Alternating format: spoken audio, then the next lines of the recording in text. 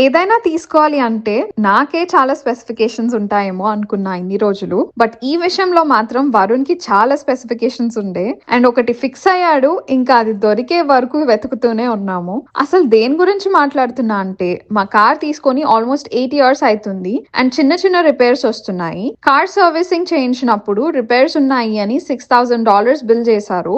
ఇంకా దానికన్నా కొత్త కార్ కొనడం బెటర్ అనిపించింది. ఇంకా ఏ కార్ అని రీసెర్చ్ చేయడం స్టార్ట్ చేశాడు. నాకేమో ముందు సెడాన్ ఉంది కదా, ఎస్యూవి తీసుకుందాము అండ్ మా తమ్ముడి దగ్గర ఉన్న కార్ నచ్చింది అని చెప్పా. సో ఇంకా కియాలో కార్స్ చూడడం స్టార్ట్ చేశారు వరుణ్.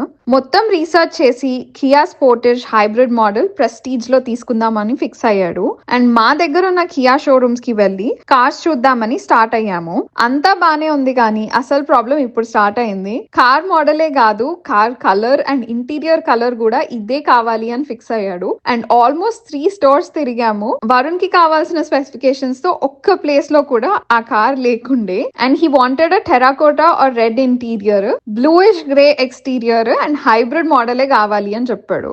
ఎక్స్టీరియర్ కలర్ అడ్జస్ట్ అవుదామా అంటే I don't want to compromise అన్నాడు. And I totally get that. ఇన్ని ఇయర్స్ ఒక కార్ యూజ్ చేసినప్పుడు చాలా అటాచ్మెంట్ ఉంటుంది అండ్ ఆ చేంజ్ అంత ఈజీ కూడా కాదు. అండ్ వేరే కొత్త తీసుకుంటున్నప్పుడు నచ్చింది తీసుకోవాలి. కొంచెం పెద్ద పర్చేస్ కదా, మళ్ళీ ఫ్యూచర్ లో రిగ్రెట్ అవ్వద్దు అని ఇంకా మాకు కావాల్సిన స్పెసిఫికేషన్స్ తో కార్ ఉంటే కాంటాక్ట్ అవ్వమని చెప్పాము. ఇంకా అన్ని తిరిగేసి ఇంటికి రిటర్న్ అయిపోయాము. వీడియో నచ్చితే లైక్ చేసి సబ్స్క్రైబ్ చేసుకోండి కదా. Thank you so much for watching.